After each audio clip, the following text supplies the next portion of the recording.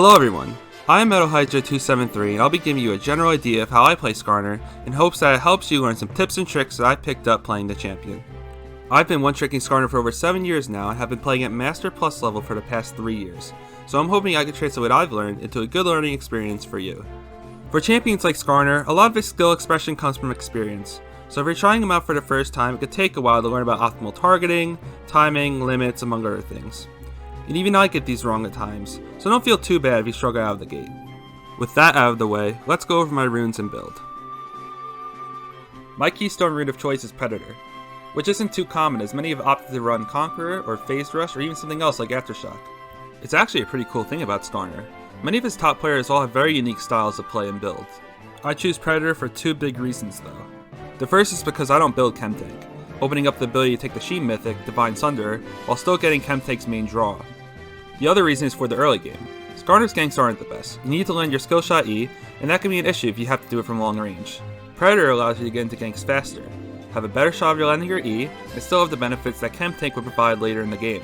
It even helps justify taking Flash instead of Ghost. It just immediately gives you a strong way to get in. The rest of my runes are rather self-explanatory. You may be surprised I don't run Ultimate Hunter, but for the most part, you don't really need it, since you don't want to just spam ult, so you're usually just better off getting the extra roaming speed. I may as well mention Nimbus Cloak since it's really synergistic with Chilling Smite and gives you a bit of extra catch or escape ability with the speed that comes from Flash, and can cover you sometimes if you miss the Flash ult range. Speaking of Chilling Smite, it's the obvious choice for what we're trying to accomplish with Skarner. It synergizes great with Nimbus Cloak and helps you catch opponents in general. Even the extra little damage it provides proves useful on many occasions. Now moving on to the build. My main core will consist of Divine Sunder and Dead Man's Plate. The reason I love building these items so much is that Skarner uses everything they provide very well. Sheen items are very powerful in Skarner, as you'll be proccing it whenever it's up, which obviously boosts your fighting capability. What's often overlooked is the added speed to your clearing ability, and even opens up some split push potential. Thanks to your Q and E, Skarner is one of the most efficient Sheen users in the entire game, and Sunder gives you that, while also giving you some tank stats. Its passive and resistance pen also allow you to actually damage tanks a bit, which Skarner always struggled with before, and it even gives you a bit of sustain in fights. Dead Man's Plate is an additional tank item that provides you with some nice mobility on top of its stats. But if you're playing against a heavy AP comp, Force of Nature is a somewhat similar item that can give you magic resist earlier, as you'll be a bit lacking in it after Dead Man's is built. As for boots, I usually go Merc Treads because of this. Skarner also struggles against CC, so the tenacity is appreciated. I tend to get boots right after Sunderer, since it's a nice stopgap during your core, and you can pick up the extra stats and speed for the mid-game. Abyssal Mask has been my MR item of choice after Dead Man's, and you'll start to notice a little bit of a trend here. I really like to choose items that Skarner can take efficient advantage of. You'll like the health, ability haste, and passive that come from the item. The passive is especially useful, since enemies will be taking 10% more damage whenever you CC them. And since the whole point of your CC is to enable your team's damage, this is absolutely perfect for your kit. If I don't need magic resist, I'll probably get another armor item like Frozen Heart, or if I'm ahead, I'll likely look to get Black Cleaver for the sustained damage and ability haste. There's plenty of good item choices to round out your build, so I recommend checking out my Mobifier guide in the description for some ideas as I go over every viable item in depth there. To quickly go over ability leveling, Q is slightly better for your clear at level 1, but E is very comparable, and you may find yourself needing it for a level 1 fight, so don't be discouraged if you have to level E first. You max E first, since it's your most impactful ability overall, then follow with your Q and W respectively. For your first clear, you want to be starting on your red buff side of the jungle. We do this because we want to get our Predator boots as early as possible, which means we're going to either back or gank after Krugs. If you can't get a leash, you can still solo this clear, and since you're likely backing anyway, health shouldn't be an issue. Make sure to kite around monster camps to minimize damage. If you've never done it before, try kiting for yourself in the practice tool as it's important for all junglers. If possible, try to get your team to take the spire opposite your start level 1, as they should always be on the safer side to take it, and it saves time and denies information for when you take the scuttle there later. Getting your team to ward the enemy raptors can be very helpful, but that won't be possible every game. With this in mind, try to spot the enemy warding your raptors if they go for it at level 1. If they do, you can adjust to that by pathing through the raptor bush towards Krugs to guise your clear a bit to where they may think you're pathing towards blue buff.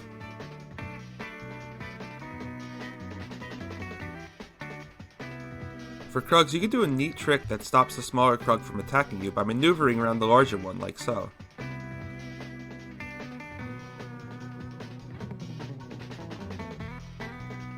Top lane is usually easier to gank than bot, and is more likely to be pushed in at this point, so I like to try and get an early advantage if the lane is gankable, and net a kill or at least some summoners.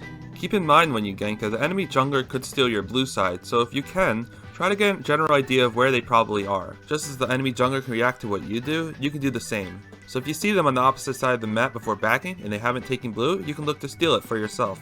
Once you complete your first backing, grab your boots and you'll have enough gold to buy Control Ward for some early vision control. Since wards are the best way to stop ganks, get Oracle Lens now to ensure you don't waste your time in a warded bush, or generally just deny vision.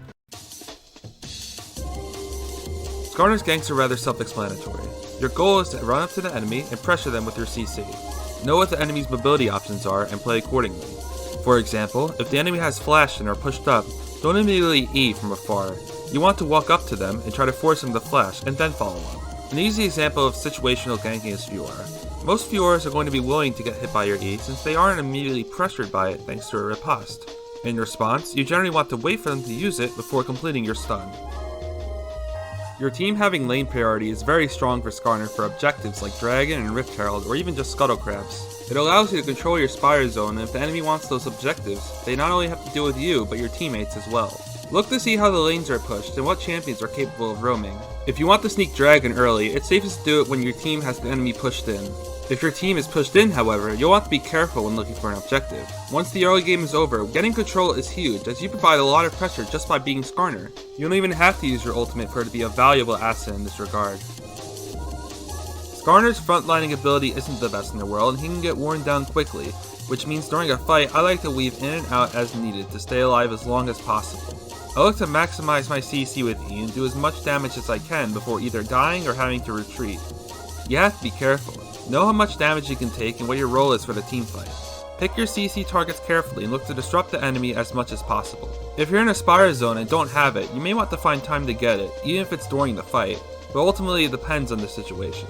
Each team fight is different, so approach it based on how you know your limits. I can't really teach that, so make your best judgment and keep the things I've mentioned in mind. Now to cover the most important part of your kit, your R, Impale. Before you fight with your ult, try to make a short plan of your ideal target and how you plan to ult them. Ulting the biggest carry may not always be possible, so try to discern the goal of both your comp and the enemy comp and what makes both succeed in fights. Doing this requires good knowledge on every champion in the game, which comes with experience, so keep this in mind as you play Skarner more. Flash ult and Predator are good tools to start a fight if you feel like you have a good look to get a quick kill with your ult, or at least get the enemy way out of position to force them to take a bad fight. It's hard to do this when you're behind, but when ahead, you can use your gold advantage to push the enemy further. But keep in mind that if your ult is misguided and you lose the fight, you risk losing your lead, so pick these moments carefully. Impale is one of the most important tools in every game you'll be playing in, so making the best use of it can be game changing. Having a good reaction time to punish an enemy out of position can net you high rewarding ults and lead to one team fights, objectives, or whatever is on the table really. It's easier for a higher level player to pick up and play since most of Skarner's skill comes straight from game knowledge with him being a simple champion. But for you loyal fellas, you should see many opportunities for good ults as mispositioning is more common, so you'll find good practice either way no matter where your skill lies. Now for some tips and tricks where I'll be showing you situational skills and combos to utilize as Skarner. If you want a relatively low risk buff steal, you actually have room to drag the blue golem out to the edge of your river spire, and you can steal it away without having to go deep into the enemy jungle to grab the spire there. Skarner can zone really well in fights or when hovering your team thanks to the threat of his ult. If the enemy team is split around an objective or siege, you can cut off a potential entry point and give your team a positional advantage. This can lead to your team taking uncontested towers or lead to a pick that can help snowball the game in your favor. It's harder to do this from behind, so this is mainly for when you're trying to extend your team's lead. You can see in this example of how I'm preventing a gank around my bot lane siege in part due to the lead we have.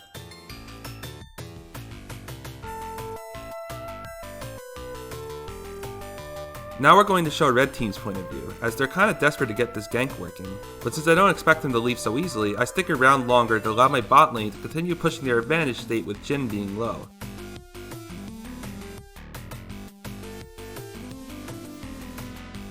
Because Skarner and his team are ahead, the Kayn has no hope of contesting without inting, and I'm even able to rotate this pressure to a free dragon thanks to our priority. Thanks to Flash, you can use her ult to surprise the enemy by feigning a retreat after running up. If they attempt to follow you, you can catch them off guard with an engage or snag an easy pick. Get creative with your flash ult timing to delay the enemy reaction to a point where it's too late for them to turn the tables on you.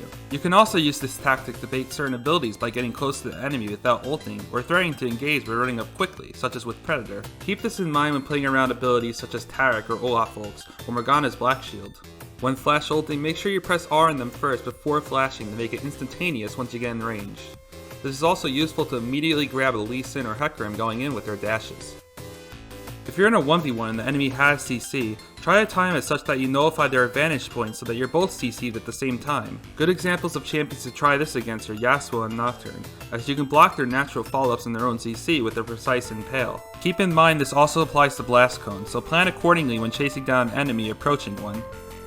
While it's possible to bait out QSS with the tricks I just mentioned, the best way to deal with it is to land your E, then use either your auto proc or impale. This will force them to eat at least one of your stuns if they aren't quick with their hands and have instant mobility.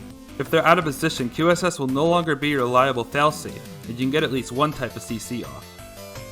To end off, I just want to go over a few quick Skarner combos you can use, largely based around his E, R, and Flash. While I talk all the time about Flash R, how about Flash E? If you time it correctly, you can instantly follow up on your own E after landing it, allowing for some slick stuns that can help your team catch up to them faster, or allow you to get some instant burst onto them. If you have ult, you can even just flash ult and proc the E after, putting the enemy in a terrible position of about 3 seconds of instant stun time.